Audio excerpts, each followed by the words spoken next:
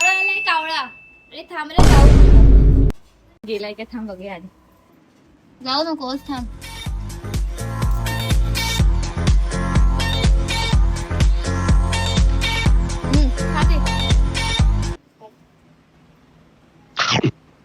बटाटा आवडत नाही वाटतं, बटाटा फेकून दिला लांब. आता मम्मी आता कावळ्याला विचारते तू घरात येणार काय. काय विचारतेस त्याला.